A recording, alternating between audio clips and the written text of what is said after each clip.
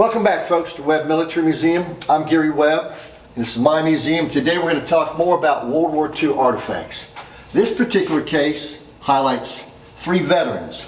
The gentleman to my right here is a local Savannian.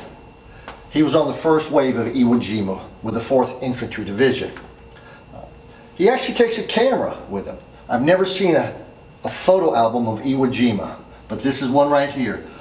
I have it open to when they're horsing around with souvenirs in March, but then the album is full of Mount Suribachi, battle scenes, war scenes, and everything. Fantastic scene. He also brought a jar back of sand from Iwo Jima, the black sand from that volcanic island. A real humble man with a great history on Iwo Jima. As we move along, this particular gentleman was a Marine in the Londonderry Division. The Londonderry Division only had about 900 Marines go to Londonderry, Northern Ireland. Very rare to find a European theater of operations on a Marine. All the Marines generally had the yellow ribbon for the Pacific, but he has the European theater. I also got 2 photo albums and a scrapbook.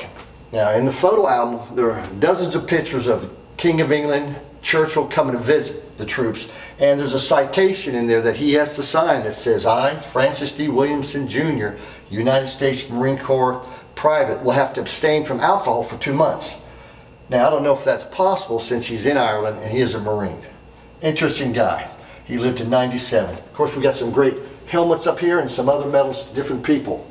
The uniform on the far left here belonged to James Killer Kane. If you go to Charleston and you go to Patriots Point where the USS Yorktown is, he was one of the last commanders. There's some items featured in that ship. But I have several of his uniforms, and to include a framed piece up here documenting his 9 kills in World War II. Movie star good looks, heavily decorated, and anytime you see a naval uniform with a star below the ribbons, meant he was a commander of a ship. Of course, he was the commander of the Yorktown. I do have 3 diaries. The 3 diaries are from, or I shouldn't say diaries, but logbooks. They're from his tenure at Korea. And he writes, and you can read some of this.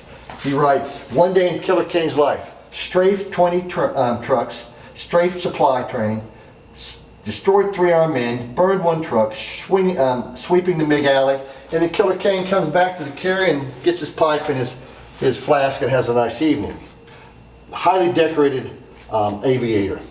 A lot of history and everything. Well, that ends that case, and we'll move on to the next.